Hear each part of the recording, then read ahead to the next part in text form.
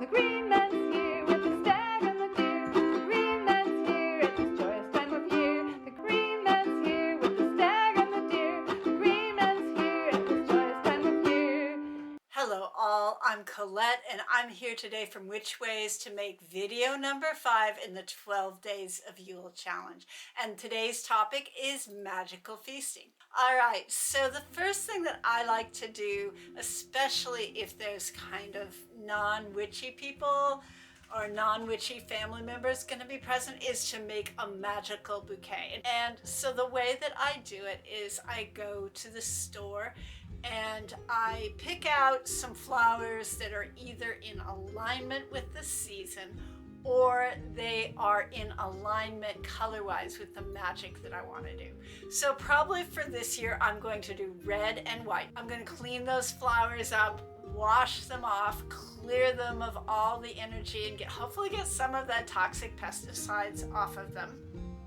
And then the next thing that I'm going to do is cut them to length, and as I'm placing them in the vase, I'll start with the red ones and I will whisper to them to ask them that the spirit of the plant help come forth and help the humans in the room be healthy, safe, and delighted and warm during this winter season.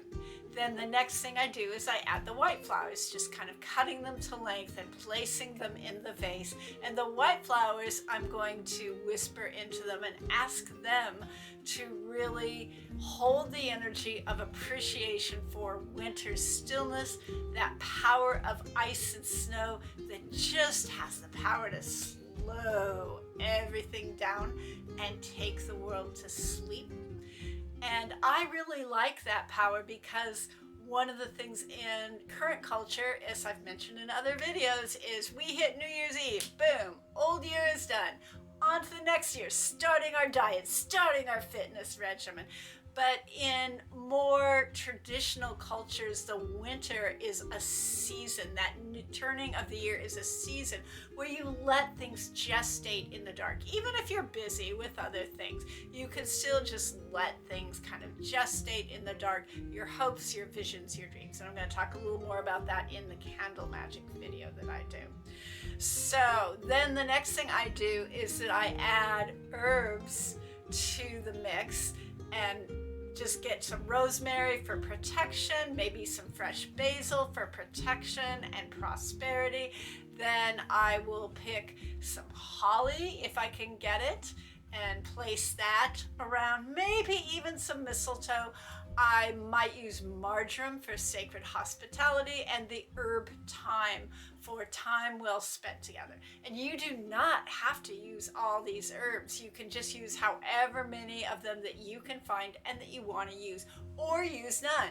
You can just do the flowers and that's enough. Then once they're all together, I charge them, the whole thing, with the intention of bringing all those individual pieces of magic that each of those plants carry. And I just do this by just talking to them and just asking them while I'm in a soft and open space, and ask them to bring their magical properties out to the feast for anyone who wants to partake of them. And then the other thing I do is when I add water, I add charged water. So what I do to create charged water is very simple. I just set a jar out at sunrise somewhere where the sun will hit it and let it be infused with the power of the returning sun and the power of warmth and hospitality and just being really comfortable and relaxed. And so then I take that water and pour it in the vase. So if divination is part of your practice, you could try using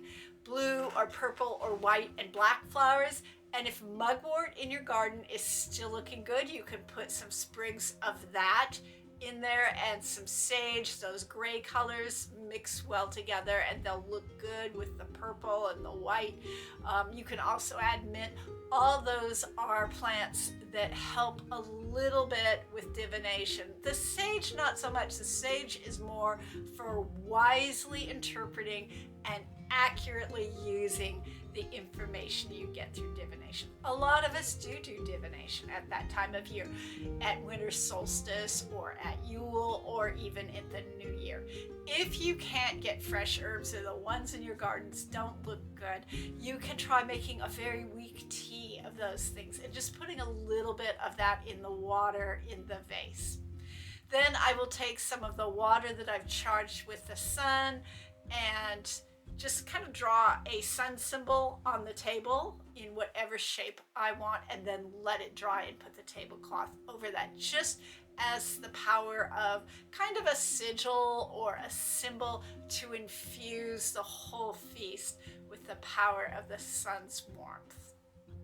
So I also love to make cookies, of course, and I've talked about that before, of, you know, imbuing the ingredients with magic or using magical shapes in order to bring the magic through. The other thing that I was going to talk about is Nocino. And Nocino is an old Italian liqueur that is set down and created at summer solstice and then brought out to drink around Yule or winter solstice. There's a bunch of recipes for it online and a bunch of different versions. I'll try and remember to put a link to a good recipe online, but you can vary it. And I charge the whole thing when I'm making it originally by lighting a candle and saying my intention. It's just a small candle, like a little birthday candle, and then letting that burn all the way out next to the jar. And then when I shake it, because I often shake it every day, I reiterate that intention. And for me, the intention was just around joyousness and hospitality. So I hope that whatever holidays you celebrate, you are enjoying, if you actually celebrate any holidays at this time of year. It's certainly a great time of year to curl up with a good book or a good movie and a warm kitten in your lap. So anyway, until I see you next time, stay safe and be well.